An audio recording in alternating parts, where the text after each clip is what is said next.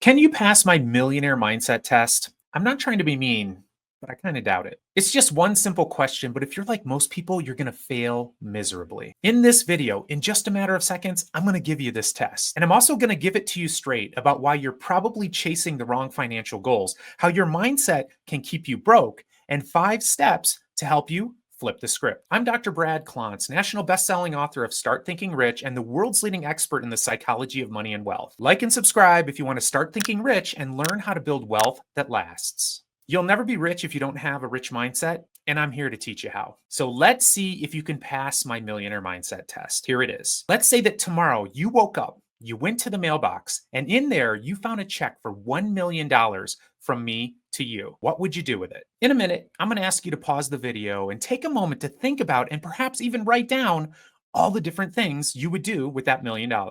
And be honest about your dreams, no matter how wild they are. Pause the video now and hit play when you're done. Go ahead. I'll wait. All right, welcome back.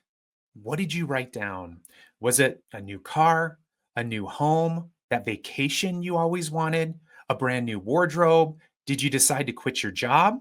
Did you take that $1 million to go start a new business? Whatever you wrote down, it's okay. It's okay.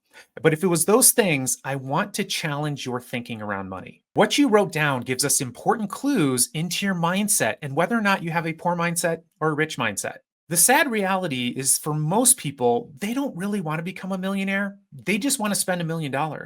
They don't even know what it means to be a millionaire, let alone how millionaires spend their money, and more importantly, how they think about money. Most people just dream about spending $1 million, but few actually learn what it takes to become a millionaire and how to stay wealthy. That's the difference between a poor mindset and a rich mindset. And if you want to break the cycle of financial frustration, you need to start thinking the way a rich person thinks. And I'm going to break it down for you in 5 simple steps. Step number 1, you really need to understand the poor mindset. Here's the problem. People with a poor mindset focus on all the stuff they can buy. They don't focus on building generational wealth.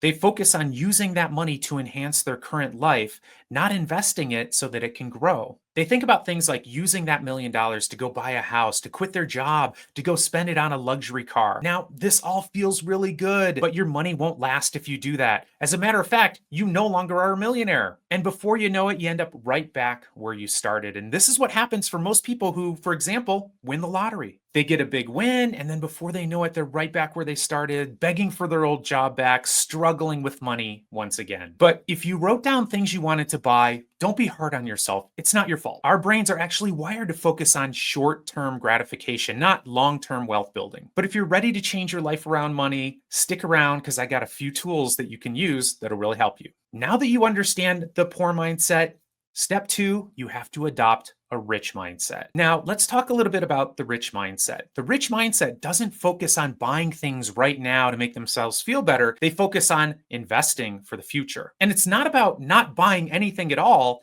It's about using that money to create massive amounts of wealth. If you gave somebody with a rich mindset $1 million, do you know what they would do with it? They would invest 100% of it. And perhaps they might let it ride for years so that it becomes tens of millions of dollars. Or they start taking distributions from it immediately. In other words, they would invest that money and they would live off some of the income in returns. In financial planning, we call it the 4% rule. And theoretically, based on a bunch of studies, if you had $1 million that you invested, you could take out $40,000 a year for the rest of your life. And when you died, you'd still have that $1 million.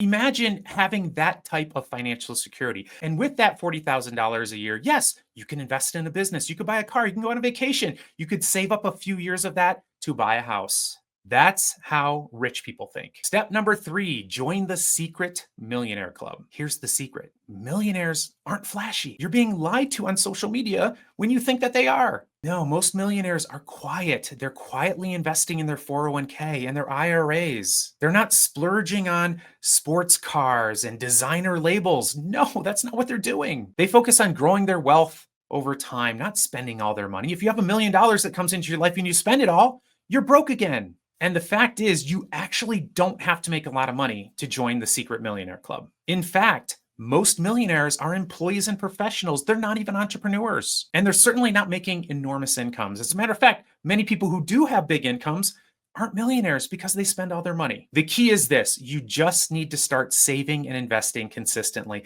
And if you haven't started now, start today, even if it's $1 a month. Even small amounts of investing will lead to big, big returns for you later on. Step number 4, you have to overcome your hardwiring. Our brains are designed for survival, not thinking about the future and growing generational wealth. Thousands of years ago, our ancestors didn't hoard possessions. They didn't hoard wealth. Hoarding things would result in food spoiling or making themselves vulnerable to predators, or people in their tribe thinking that they're selfish and greedy. But today, we don't have to worry about those dangers. Yet our instincts teach us to spend everything we got and eat everything we can. But here's the good news: you can overcome this natural biological wiring. Start by having a really clear, exciting vision of why you want to become a millionaire, and then put in place automatic investing every month. You want it to be automatic so you don't have to think about it. So you don't have to think about writing a check. Just set it and forget it. This is one of the most effective and simplest tools to becoming wealthy. Step number 5, you have to start thinking like a millionaire. Millionaires aren't relying on luck.